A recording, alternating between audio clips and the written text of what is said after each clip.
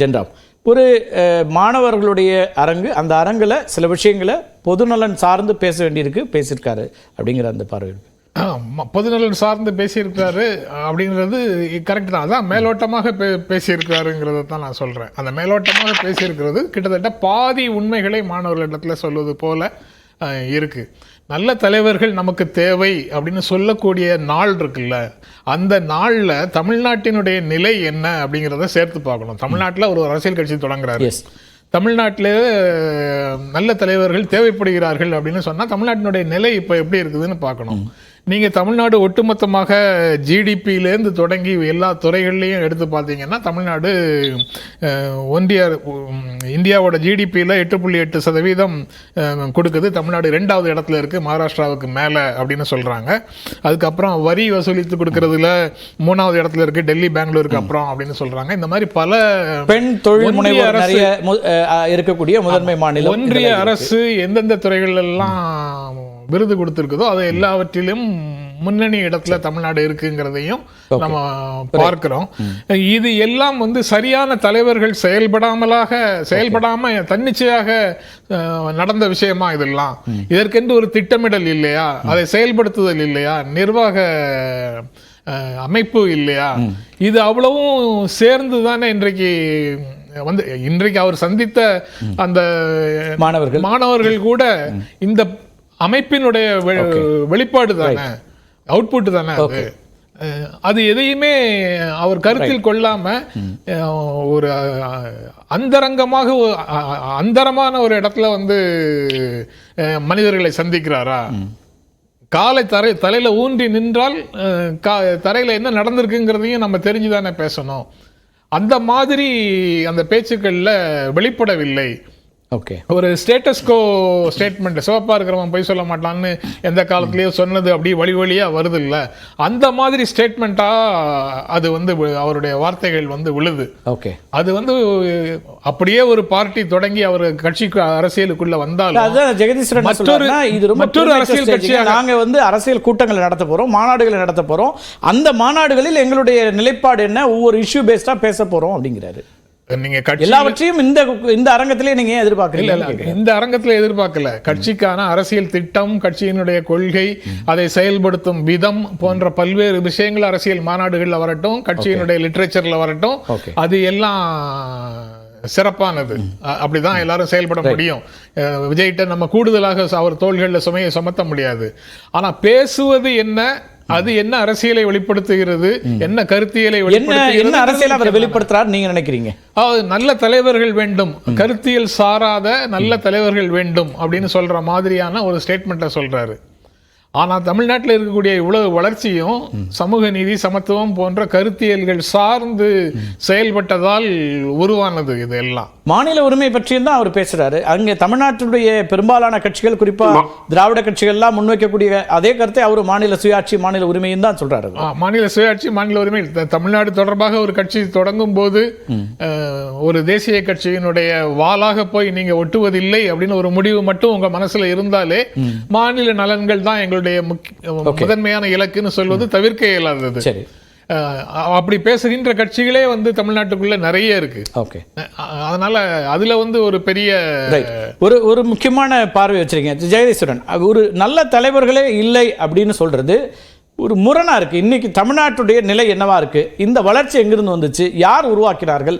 இன்னைக்கு வந்திருக்க பிள்ளைகள் நிறைய பேர் கிராமப்புறங்கள்லேருந்து, நீங்கள் எல்லா மாவட்டங்கள்லேருந்து அழைச்சி வந்திருக்கீங்க. முதல் தலைமுறையாக வெற்றி பெறக்கூடிய நிறைய பிள்ளைகள் இருக்காங்க. இது எல்லாமே நல்ல தலைவர்கள் இருக்கக்கூடிய தன்மையினால தான் நடக்குது. அப்போ நீங்கள் ஒரு நேர் எதிரான ஒரு கருத்தை வைக்கிறீங்க அப்படிங்கிறார். இல்லைங்க, அதாவது நீங்கள் இந்தியாவுக்குள்ள ஒரு கல்வியில் சிறந்த மாநிலமா அப்படின்னு கேட்டீங்கன்னா நிச்சயமாக தமிழ்நாடு அதில் முதல் இடத்தில் பிடிக்கும். அதில் எனக்கு மாற்று கருத்து இல்லை. நீங்க அதற்கு எல்லா தலைவர்களும் கிரெடிட் கொடுக்குறோம். நீங்க அதே நேரத்தில் இன்டர்நேஷனல் லெவல்ல ஒரு டெஸ்ட் வைக்கப்படுது. 2014-15 நேரத்தில் ஹிமாச்சல் பிரதேசம் தமிழகமும் கலந்து கொண்டது. அந்த உலக நாடுகளில் கடைசி இடத்தில் இந்தியா வருகிறது. தமிழ்நாடு கலந்துக்குச்சு. இது அதுக்கப்புறம் என்ன பண்ணாங்க தெரியுங்களா? அதுக்கப்புறம் வந்து அது அது மத்தியில எடுத்த முடிவோ மாநிலத்தில் எடுத்த முடிவோ, இனிமேல் அந்த டெஸ்ட் நம்ம கலந்துக்கிறதுல ஒரு முடிவு எடுக்கிறாங்க. நீங்க அசர் சர்வே ஒன்று வந்துகிட்டே இருக்கு. அந்த அசர் சர்வேல ஒவ்வொரு முறையும் சொல்லப்படுகிறது, நீங்க 5ஆம் படிக்கும் மாணவனுக்கு எழுத்துக்கூட்டி படிக்க, நான் எல்லாத்தையும் பொதுப்படுத்தல, மாணவர்களுக்கு இப்ப எழுத்துக்கூட்டி படிக்க தெரியல. இதை நான் கண் கூட பார்த்திருக்கேன். சில பள்ளிகளுக்கு போய் அந்த பிரச்சனை, அதாவது பிரச்சனைகளே இல்ல, எல்லாமே ரொம்ப சூப்பரா இருக்கு, தேனாரும் பாலாரும் ஓடுது அப்படின்னு சொல்லப்படும். இல்ல, நீங்க சாதனைகள் பேசுகின்ற அதே நேரத்தில் வேதனைகளும் தொடர்ந்து விட்டு தான் இருக்கிறது. இன்னைக்கு வரைக்கும் இல்ல சார், போதாம இருக்குங்கிறது வேற, வளர்ச்சி இல்லைங்கிறது வேற. இப்போ வந்து நீங்க பள்ளிக்கல்வியை தாண்டி உயர்கல்விக்கு நிறைய லட்சக்கணக்கான மாணவர்கள், ஆண்டுக்கு 10 லட்சம் பேர் இன்னைக்கு 12ஆம் கிளாஸ் தேர்வு எழுதுறாங்க. அட்லீஸ்ட் 8 லட்சம் பேர் வந்து உயர்கல்விக்கு வேறு ஏதோ ஒன்றில் வந்துடுறாங்க. அப்போ அதுக்கு பிறகு அதில் எக்ஸலன்ஸாக வராங்களான்ற கேள்விகளை நீங்கள் முன்வைக்கிறீங்க. அதில் இன்னும் போதுமான அளவு இருக்கா அப்படிங்கிற கேள்வி வைக்கிறீங்க. திரு விஜய் அவர்களே குறிப்பிட்டார், இன்னைக்கு நம்மக்கிட்ட சிறந்த, உலகின் சிறந்த மருத்துவர்கள், உலக அளவில் சிறந்த பொறியாளர்கள்லாம் இருக்காங்கன்னு சொல்கிறாங்க. அது எல்லாமே உருவாக்கியது இந்த சிஸ்டம், இங்கே இருக்கக்கூடிய கட்சிகள், இங்கே இருக்கக்கூடிய தலைவர்கள் தானேன்னு கேட்குறாரு திரு ஜெயராம். இல்ல, அதான் நான் சொல்றேன், நான் ஒத்துக்கிறேன். நீங்க வந்து அந்த கிரெடிட்டை கொடுக்குறோம், அந்த கிரெடிட்டை கொடுக்காம இது வந்து எல்லாமே நடந்துருச்சுன்னு சொல்லல. ஆனால் இன்னைக்கு சிக்கல்கள் இருக்காங்கிறதா என்னோட கேள்வியாக இருக்கிறது. நீங்க வேங்கவேல் பிரச்சனை என்ன ஆச்சுக்கிறது இன்னைக்கு வரைக்கும் பார்த்துட்டு தான் இருக்கோம். மேல்பாதி கோயிலுக்குள்ள நுழைய முடியலன்னு பார்க்கிறோம். இந்த கள்ளச்சாராய சாவுகள் மே மாசம் 2023 நடந்தது. அப்புறம் ஒரு வருஷம் ஒரு மாசத்துக்குள்ள அடுத்த இத்தனை சாவுகள் நடக்கிறதுங்கிறத பார்க்கிறோம். ஒட்டுமொத்தமாக இந்த அட்மினிஸ்ட்ரேஷன்ல எவ்வளவு பிரச்சனைகள் இருக்கு அப்படிங்கிற பார்ப்போம். கிளாம்பாக்கம் பேருந்து நிலையத்தில் நடந்த சிக்கல்கள் பார்த்தோம். நீங்க ஒரு கரும்பு தொகுப்பு சரியா கொடுக்க முடியல, வேட்டி சிலை கொடுக்க முடியல, கரும்பு கொள்முதல் பண்ணலாமா வேண்டாமாங்கிற கேள்விகள் இருக்கு. இந்த மாதிரியான சிக்கல்கள் இருக்கத்தானே செய்கிறது. அப்ப அது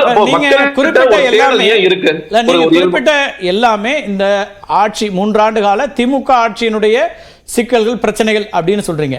இப்போ ஒரு கட்சி தொடங்குவது என்பது 3 ஆண்டு கால ஒரு ஆட்சியினுடைய தவறுகள், குற்றச்சாட்டுகள்னு சொல்ற ஒரு விஷயத்துக்காக தொடங்குறீங்களா, அல்லது ஒட்டுமொத்தமா இங்க தலைவர்கள் இல்ல, இங்க சித்தாந்தம் இல்ல, கருத்தியல் இல்ல அப்படிங்கிறதா தொடங்குறீங்களா? இல்லங்க, நீங்க இப்ப ரெண்டுமே தேவை. அதாவது ஒண்ணு, இப்ப இந்த கள்ளச்சாராயம்ங்கிறது திமுக மட்டும் கை காட்டல. இந்த கள்ளச்சாராய பிரச்சனைங்கிறது நாம் எண்ணிக்கைங்கிறது வேறுபட்டு இருக்கு. இன்னைக்கு வந்து இந்த எண்ணிக்கை அதிகமாகுது. அப்ப நம்ம கேள்வி என்ன எழுப்புறோம்னா, இயல்பாகவே இந்த கேள்வி யாரிடம் எழும்னா, இப்ப ஒருவேளை அதிமுக அதிமுக நோக்கி அந்த கை எழுப்பப்படும். அதுதான் வித்தியாசம் நான் பார்க்கிறேன். ரைட், நன்றி திரு ஜெயராம். நிறைவு கருத்தாகவும், ஒரு புதியவர்கள் அரசியலுக்குள்ள வரும்போது அதை வரவேற்க வேண்டிய தேவைகள் இருக்கு இல்லையா? எவ்வளவு வாய்ப்புகள் வந்தாலும், எவ்வளவு பேர் வந்தாலும் ஏதோ ஒரு விஷயத்தை முன்னெடுக்கிறோம் அப்படின்னா அது அப்படி நீங்க பார்க்கலையா திரு விஜய் அவர்கள் வரக்கூடிய? புதியவர்கள் வந்தாலே வரவேற்கணும் அப்படின்னு நான் நினைக்கல.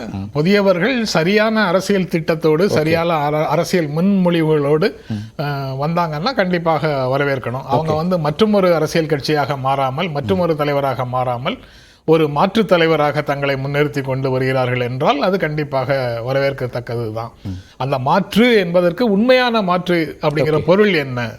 திமுக அதிமுகவுக்கு மாற்று, திமுக அதிமுகவிடமிருந்து தமிழ்நாட்டின் அதிகாரத்தை பறித்துக் கொள்ள வேண்டும்னு ஒரு அஜெண்டாவுக்குள்ள பொருந்தக்கூடிய கட்சியாக, தலைவராக வர்றாங்களா? கோட்பாட்டு அளவுல சமூக நீதி, சமத்துவம் இதை ஒட்டி வர்றாங்களா? அந்த கொள்கைகள் எல்லாம் அதே கொள்கைகள் தான், ஆனா அவர்களுடைய செயல்படுத்தும் முறைக்கும் எங்களுக்கும் வேறுபாடு இருக்குன்னு சொல்லிட்டு வர்றாங்களாங்கிறதுல அவங்க ப்ரொனவுன்ஸ் பண்ற வரைக்கும் நம்ம காத்துட்டு இருக்க வேண்டியதுதான். ஆனா கட்சி தொடங்கி தான் பேசுவோம் அப்படின்னு சொல்லிட்டு ஸ்போக்ஸ் பர்சன்ஸ் நண்பர் ஜெகதீஷ் உட்பட பேசும்போது அவர்களை அறியாம திமுகவுக்கு எதிரான ஒரு உணர்வு வந்து வெளிப்பட்டு கொண்டே இருக்கிற மாதிரி தெரியுது. அப்ப அவங்க உள்ள வருவதே என்ன நோக்கத்தோட வர்றாங்க? ஆட்சி பொறுப்புல திமுக இருக்காங்க, அதனால விமர்சிக்கிறோங்கிறாங்க. சகல அதிகாரங்களையும் தங்களிடத்தே கொண்ட ஒன்றிய அரசும் ஒன்று இருக்கு. அதனுடைய கொள்கைகள் காரணமாக இங்கு சில போதாமைகள் இருக்கு. அது தொடர்பாக அவங்க உணர்வுகள்லேருந்து பீறிட்டு கிளம்பி வரல, அந்த சொற்கள் வரல. திமுகவுக்கு எதிரான உணர்வு மட்டும் அவர்களுடைய சொற்கள்லேருந்து வருதுன்னா அவர்களுடைய நோக்கம் என்ன அப்படிங்கிறது ரொம்ப தெளிவாக தெரியுது. அது போக விசாலமான உலக பார்வை வேண்டும் அப்படின்னு இன்னைக்கு பேசுறாரு.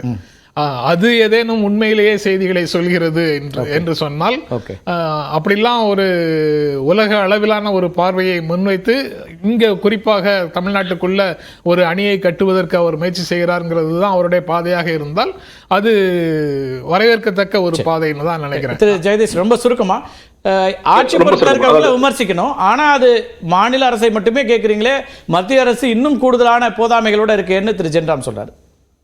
இல்ல, முதலாக சிஏஏ குறித்து எங்களோட நிலைப்பாடு அறிக்கையாக வரும்பொழுது இவங்க என்ன சொன்னாங்க, பாஜக மட்டும் தீவிரமா எதிர்க்கிறாங்க, திமுக சரியா எதிர்க்கல, இது மாநில அரசாங்கம் தானே அதை செயல்படுத்த போறாங்க, இதே கேள்விகளும் எழதான் செய்தது. அதனால நாங்க எந்த சமரசமும் இல்லை. பிளவுபடுத்தப்பட்ட அரசியல் என்று சொல்லும் பொழுது அது மத ரீதியான பிளவுகளையும் சொல்கிறோம், ஜாதிய ரீதியான பிளவுகளையும் சொல்றோம். ரெண்டு பேரையும் தான் நாங்க சொல்றோம். இன்னொன்னு, நாங்க ஆல்டர்னேட்டா வரணும் அப்படிங்கிறது எங்களுடைய எண்ணம் இல்ல. நாங்க பிரைமரி போர்ஸா ஒரு முதன்மை சக்தியாக வர வேண்டும் அப்படிங்கிற நோக்கத்துல நாங்க வேலை பார்த்துட்டு இருக்கோம். அதற்கு ஏற்றாது போல் தான் எங்களுடைய அரசியல், அது கள அரசியல் இருக்குங்கிறதை நாங்க தெளிவுபடுத்திக்கிறோம். நன்றி, இருவருக்கும் நன்றி. கள அரசியல்ல மக்கள் அதை எப்படி பாக்குறாங்க அப்படிங்கறதையும் பொறுத்து வந்து பார்க்கலாம்.